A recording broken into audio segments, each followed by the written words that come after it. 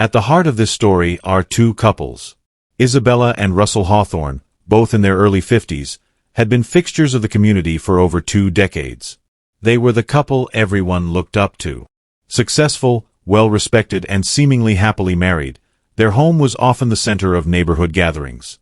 Just 3 houses down, the newly wedded Zara and Eric Donovan had recently moved in. Both in their mid-20s, they brought a youthful energy to the street that had long been dominated by older families and retirees.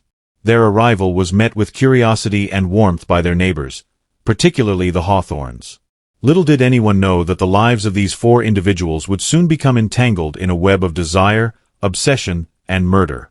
What began as a daring experiment in sexual exploration would spiral into a nightmare that would leave one dead, one behind bars, and 2 others grappling with the consequences of their choices. This is the story of how a seemingly innocent proposition led to a brutal crime that would be splashed across national headlines and forever change the lives of those involved. It's a cautionary tale of the dangers that can lurk beneath the surface of even the most ordinary-seeming individuals and the devastating consequences of stepping outside societal norms. Isabella Hawthorne had always been the golden girl growing up in Seattle. She was the captain of her high school cheerleading squad, prom queen and valedictorian. But Isabella was more than just a pretty face. She had a sharp mind and boundless ambition. She met Russell Hawthorne during her sophomore year at the University of Washington. Russell, 2 years her senior, was the star quarterback with a bright future ahead of him. Their courtship was the stuff of campus legend, the perfect couple that everyone envied. They married shortly after Isabella's graduation. With dreams of conquering the world together, Russell's promising football career was cut short by a knee injury in his first year as a professional player. He pivoted to sports management, quickly climbing the corporate ladder. Isabella, meanwhile, pursued a career in marketing, her creativity and drive making her a rising star in the field. Their move coincided with the birth of their daughter, Lily. They threw themselves into parenthood and their careers with equal fervor. From the outside, they seemed to have it all. Successful careers, a beautiful home, and a loving family. But as the years went by, cracks began to appear in their perfect facade. Russell's work kept him away from home for longer stretches, and he began to put on weight, losing the athletic physique that had first attracted Isabella. For her part, Isabella found herself increasingly restless. With Lily away at college, the house felt empty, and her job no longer provided the satisfaction it once did. Isabella began to wonder if this was all there was to life. She started yoga classes and joined a book club, searching for something to fill the growing void she felt. She found herself envying the young couples she saw with their passionate embraces and carefree laughter. When was the last time she and Russell had shared such moments? Russell, oblivious to his wife's discontent, continued his routine of long hours at the office, followed by evenings in front of the TV with a beer in hand. Their conversations became perfunctory, limited to discussions about bills, home maintenance, and occasional updates about Lily. As her 50th birthday approached, Isabella felt a growing sense of panic. Was this how she would spend the rest of her life? The woman who had once been voted most likely to succeed now felt trapped in a gilded cage of her own making. It was in this state of mind that Isabella first laid eyes on Eric Donovan, young, handsome, with a lean swimmer's build. Eric represented everything that was missing from Isabella's life: excitement, passion, and the promise of adventure. For the first time in years, Isabella felt a stirring of desire. As she watched Eric and his young wife, Zara, move into the neighborhood, an idea began to form in her mind, an idea that would change everything. Zara Donovan, born Zara Khalil, was the daughter of Lebanese immigrants who had settled in Portland 2 decades earlier. Growing up, she had always felt caught between 2 worlds: the traditional values of her parents and the liberal, free-spirited culture of the Pacific Northwest. With her olive skin, Zara stood out in a city that was predominantly white. From a young age, Zara showed a passion for art. Her parents, while supportive, always emphasized the importance of a practical career. As a compromise, Zara studied graphic design at Portland State University, finding a way to merge her creative instincts with a marketable skill. It was during her final year at PSU that Zara met Eric Donovan. She was working on her thesis project at a local coffee shop when Eric, a barista there, struck up a conversation about her sketches. Eric, with his easy charm and boyish good looks, immediately captured Zara's attention. Eric had grown up in a small town in rural Oregon, the youngest of 4 boys in a working-class family. He'd moved to Portland 3 years earlier. Drawn by the city's vibrant art scene and progressive culture, while he worked as a barista to pay the bills, his true passion was photography. His Instagram account, filled with moody black and white portraits and stark urban landscapes, had a modest but growing following. Their romance was a whirlwind. Within weeks of their first meeting, Eric and Zara were inseparable. They spent their days exploring Portland's hidden gems, secret gardens, underground art galleries, hole-in-the-wall music venues. Eric introduced Zara to urban exploration, and she in turn taught him about Lebanese cuisine and culture. To Zara, Eric represented freedom and self-expression. He encouraged her to pursue her art without compromise, to break free from the expectations of her family and society. With Eric, Zara felt seen and understood in a way she never had before. For Eric, Zara was his muse and his anchor. Her quiet strength and unwavering support gave him the confidence to pursue his photography more seriously. He began to book small gigs, weddings, local band promotional shots, even a few magazine spreads. Their decision to get married came as a surprise to many who knew them. Both sets of parents expressed concern about the speed of their relationship, but Eric and Zara were convinced they had found their soul mates. They had a small ceremony in a sculpture garden surrounded by their closest friends and family. The move was a practical decision as freelancers. They needed a space that could serve as both home and studio. The quiet suburb offered affordable housing close enough to the city for work opportunities. They saw it as the perfect place to start their life together, envisioning lazy Sunday mornings in their backyard and cozy evenings, planning their future. Little did they know that their new neighborhood held secrets and temptations that would test the strength of their young love. As they unpacked boxes in their new home, neither Eric nor Zara could have imagined the turmoil that lay ahead, or the devastating consequences their choices would have. The annual summer block party was a tradition that dated back decades. Every year, on the last Saturday of August, Sycamore Lane would transform into a bustling fairground of sorts. Neighbors would bring out grills, coolers full of drinks, and folding tables laden with potluck dishes. Children would run around with water guns and bubble wands, while adults caught up on neighborhood gossip and sipped cold beers. This year's party held a special significance for the residents of Sycamore Lane. It was the official welcome for the Donovans, the street's newest additions. Isabella Hawthorne, as the unofficial social director of the neighborhood, had taken it upon herself to ensure that Zara and Eric felt welcomed. As the afternoon sun cast a golden glow over the street, Isabella made her way to the Donovans, who were standing somewhat awkwardly at the edge of the gathering. "Isabella, you look lovely," Russell called out as she walked past, her sundress floating around her legs. She flashed him a smile, but her eyes were already fixed on Eric. "Eric and Zara, welcome to the neighborhood," Isabella said warmly, air-kissing Zara's cheeks and letting her hand linger perhaps a moment too long on Eric's arm. "We're so glad you could join us." The conversation flowed easily, lubricated by the fruity sangria Isabella had brought along. Zara found herself drawn into a discussion about local art galleries with some of the other neighbors while Eric and Isabella drifted towards the Hawthorns' front yard. "You have a beautiful home," Eric commented, his eyes roving over the house. Isabella beamed with pride. "Why, thank you," she replied. "You should see the inside. We recently renovated the master bathroom. Perhaps I could give you a tour sometime, get you some ideas for your own place." The flirtatious undertone in Isabella's voice was unmistakable. Eric, slightly taken aback but not displeased, felt a flush creep up his neck. Before he could respond, Russell appeared, clapping a hand on Eric's shoulder. "Hope my wife isn't talking your ear off, son." Russell chuckled. Isabella shot him a look that mixed annoyance and affection. "Actually, she was just offering to show me your renovation," Eric said, his voice slightly strained. As the evening wore on, the two couples found themselves gravitating towards each other. Zara, charmed by Russell's dad jokes and genuine interest in her artwork, found herself relaxing for the first time since moving in. Isabella, meanwhile, hung on Eric's every word as he described his photography projects. By the time the party wound down, seeds had been planted, seeds of attraction, curiosity and temptation that would soon grow into something none of them could have anticipated. It was a week after the block party that Isabella first broached the subject with Russell.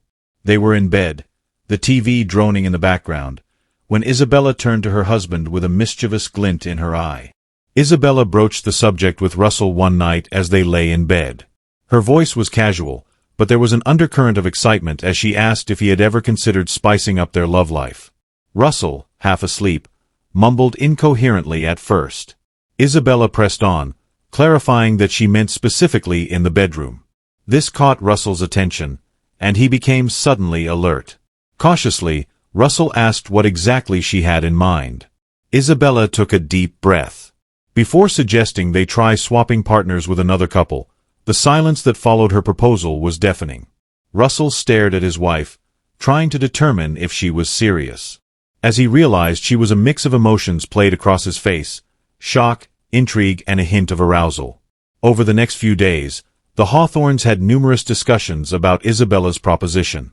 Russell, initially hesitant, found himself warming to the idea.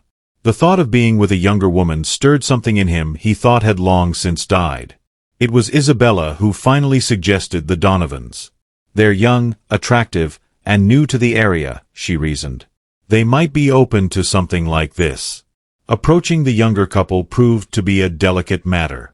It was at a neighborhood barbecue that Isabella, emboldened by several glasses of wine, pulled Zara aside. The conversation was awkward at first, with Isabella dancing around the subject. But once the proposition was laid out, Zara's reaction surprised her. Instead of outrage or disgust, there was curiosity in the younger woman's eyes. The evening of the swap arrived with a mix of nervous energy and anticipation. The Hawthorns had suggested using their home, citing their finished basement as a perfect, private setting. As Zara and Eric walked up the driveway hand in hand, Zara could feel her heart pounding in her chest. "Are we really doing this?"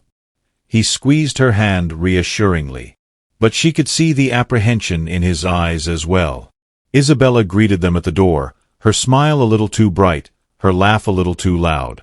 The forced casualness of the situation was palpable as they made small talk over glasses of expensive red wine.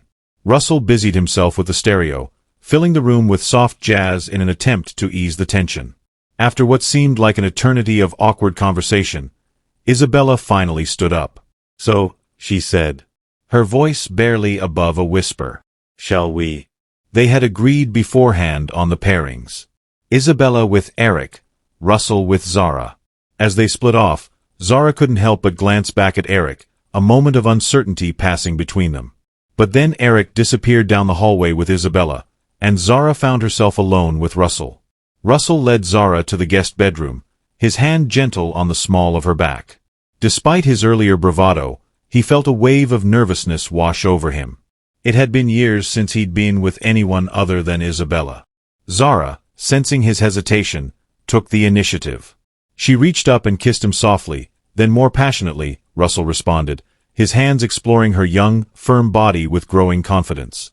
Meanwhile, in the master bedroom, Isabella was living out the fantasy she'd been harboring since she first laid eyes on Eric.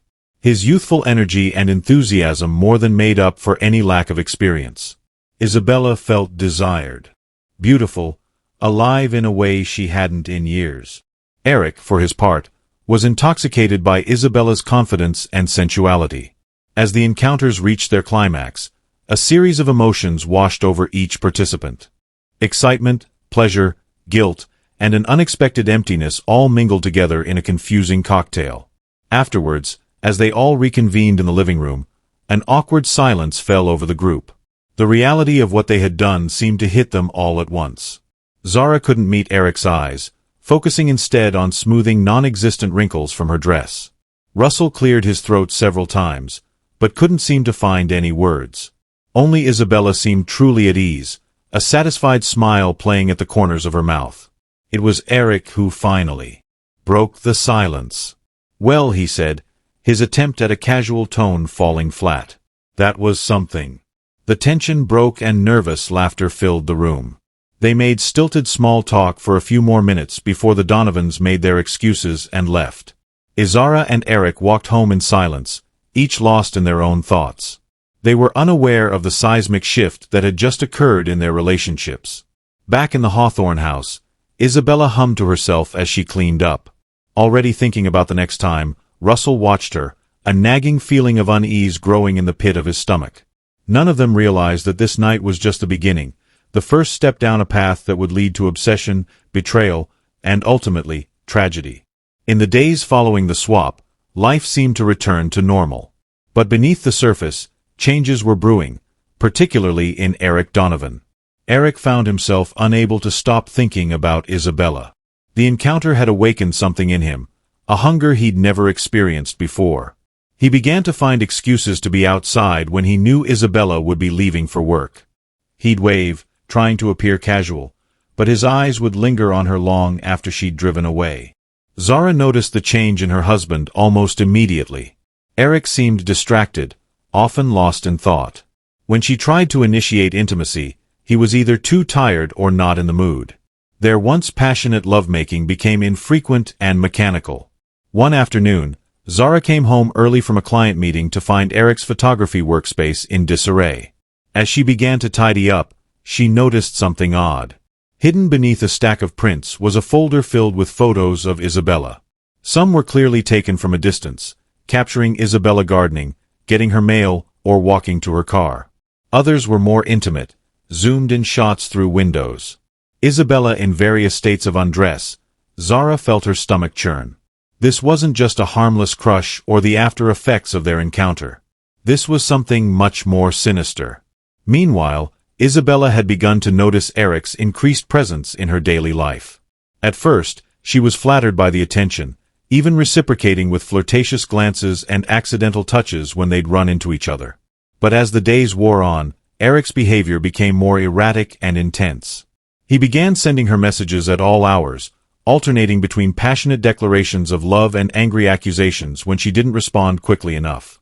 Isabella tried to let him down gently, explaining that their encounter was a one-time thing, but Eric refused to accept it. One night, Isabella woke to the sound of something hitting her bedroom window. Peering out, she saw Eric standing in her front yard, a handful of pebbles in his hand, his eyes, wild and unfocused, locked onto hers. "I can't live without you, Isabella," he called out, his voice breaking. "We're meant to be together." Isabella quickly closed the curtains, her heart racing. She woke Russell, who grumbled as he went to confront Eric. By the time Russell made it outside, Eric had disappeared into the night, leaving only a crumpled bouquet of flowers on the front step. As Isabella lay awake that night, she realized with growing horror that her exciting sexual experiment had unleashed something dark and dangerous. She had no idea how right she was or how tragic the consequences would be. Over the next few weeks, Eric's behavior spiraled further out of control. His obsession with Isabella consumed every aspect of his life. He neglected his photography business, spending hours stalking Isabella's social media accounts and driving by her house. Zara watched helplessly as her husband transformed into someone she barely recognized. Isabella, for her part, vacillated between fear and a perverse excitement. Part of her was terrified of Eric's growing instability. But another part, a part she was ashamed to admit existed, was thrilled by his obsessive attention. It made her feel desirable, powerful in a way she hadn't in years. The situation came to a head one afternoon when Isabella returned home to find Eric sitting in her living room. "How did you get in here?" she gasped, her hand flying to her throat. Eric smiled, a cold, unsettling expression that sent chills down Isabella's spine. "You gave me a key, remember, for watering the plants when you were on vacation." Isabella's mind raced. That had been months ago, before the swap, before everything had gone wrong. She should have asked for it back. Why hadn't she asked for it back? Eric stood, moving towards her with predatory grace. "We need to talk, Isabella," he said, his voice low and intense about us, about our future together. Isabella backed away, fumbling for her phone. "There is no us, Eric," she said, trying to keep her voice steady. "You need to leave." But Eric kept advancing, his eyes wild with a mixture of love and madness. "You don't mean that," he insisted. "I know you feel what I feel. We're destined to be together, Isabella. I won't let anyone come between us." As Eric reached for her, Isabella let out a scream. The sound seemed to snap Eric out of his trance. He blinked, looking around as if seeing the room for the first time without another word. He brushed past Isabella and out the front door. Shaking, Isabella collapsed onto the couch. She knew she should call the police, but what would she say? That she'd willingly slept with her young neighbor, and now he was stalking her. The thought of the scandal, of everyone knowing what she'd done, was unbearable. Little did Isabella know her silence would have devastating consequences, for in his twisted mind, Eric took her failure to report him as a sign of her secret love. And he was determined to eliminate any obstacles standing in their way, no matter the cost. The tension that had been building for weeks finally erupted on a quiet Sunday afternoon. Isabella was alone in her house, Russell having left for a golf game with friends. She was in the kitchen, mindlessly flipping through a magazine when she heard the back door open. Isabella called out with a trembling voice, asking if it was Eric. There was no response, only the sound of footsteps moving through the house, her heart racing. Isabella grabbed a kitchen knife, holding it out in front of her like a shield. When Eric appeared in the doorway, his eyes were glazed and unfocused, and he reeked of alcohol. He slurred that he had seen Russell drive away, declaring that now they could be together as they were supposed to be. Isabella pleaded with Eric, telling him he needed help and that this wasn't right, but she couldn't finish her sentence. Eric wasn't listening. He lunged forward, trying to grab Isabella. She shrieked and swung the knife wildly, connecting with Eric's arm and drawing blood. The sight of his own blood seemed to enrage Eric further. He roared an insult at her and charged again. In the ensuing struggle, the knife clattered to the floor.